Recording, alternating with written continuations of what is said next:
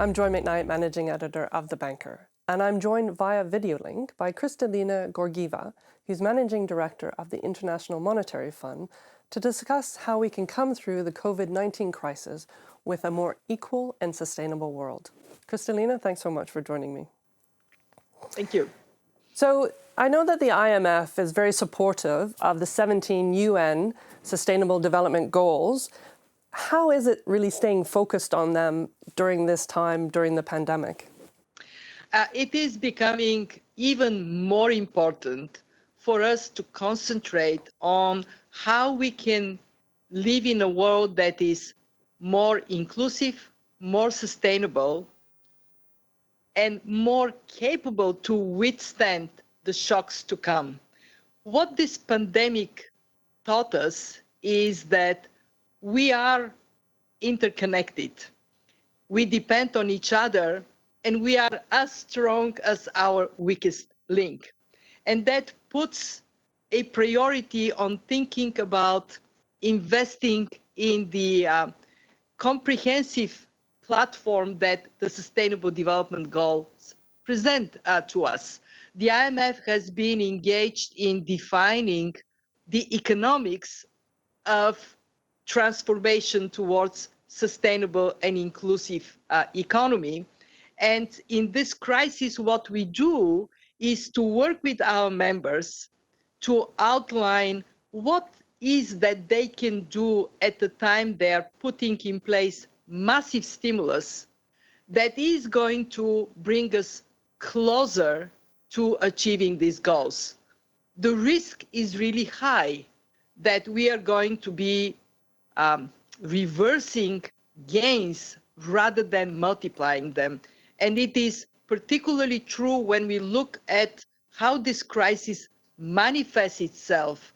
Advanced economies that have stronger fundamentals, more capacity to invest in protecting their businesses and their people are doing it. Poor countries don't have that capacity. And what we are seeing is a partial recovery in advanced economies, but a very massive drop in economic activities in many emerging market and developing countries. What is the moral of it?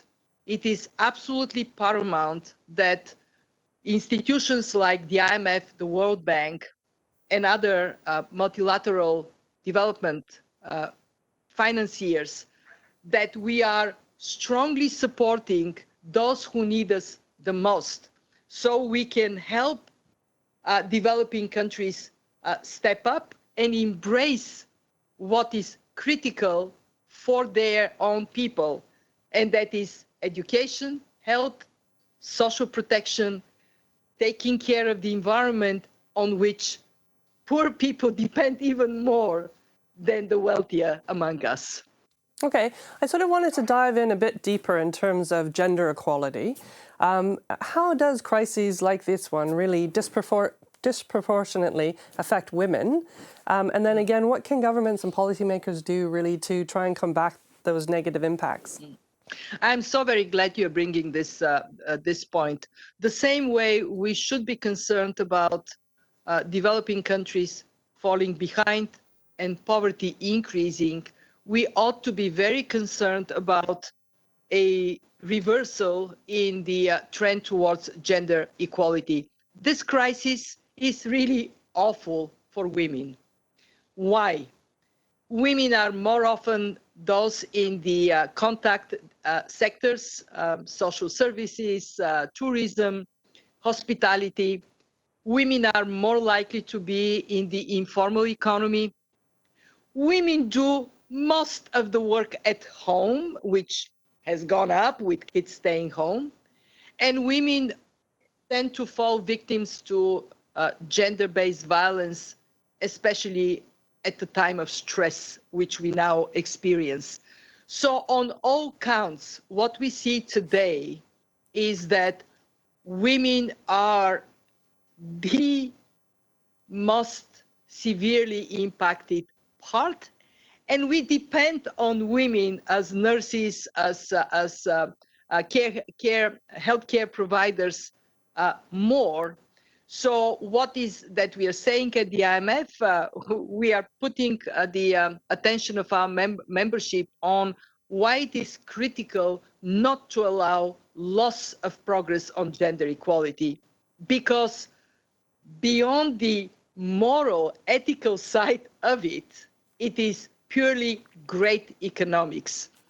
Helping women to help their families, their countries, is absolutely paramount. So we are doing what the IMF is so good at, cranking the numbers. What it would mean for the world if we lose progress on gender equality, and how we can prevent this from happening. So my other question is around the fact that many experts have also sort of pointed to the fact that the crisis might roll back some of the gains that we've made in combating climate change. Obviously, the US administration has its particular stance, has opted out of some of the international coordination efforts, and also rolled back some of the environmental regulations domestically. But again, you know, how do you think that we can come out of this crisis with a more sustainable world? Well, in the short term, actually, the crisis shrinking global production has led to some shrinkage of emissions. But the big thing about this crisis is the opportunity it offers us to shift gear towards low carbon, climate resilient future. And this opportunity is in our hands. Governments are pouring billions and billions of dollars and pounds and euros and liras into stimulus. How they define the use of this money is going to be absolutely critical for what we would end up on the other side of this crisis. If we are to use money wisely to support low carbon investments, we are also likely, and climate resilient investments, we are also actually likely to do well in economic terms. Why? Because a great deal of climate action is in job-rich activities. And in this crisis, dealing with unemployment is a top-of-mind concern. Public opinion tells us that. If we invest in reforestation, land restoration, building renovation to reduce carbon emissions, these are job-rich activities that are also great from a climate standpoint. Governments also will have to face, on the other side of this crisis, higher debt and higher deficits. And they would be looking for ways in which they can balance their books.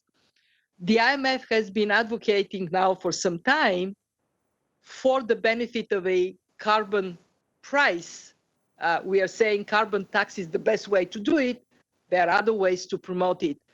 Today, we don't price carbon globally adequately to create the incentive for this transformation which we need for our future.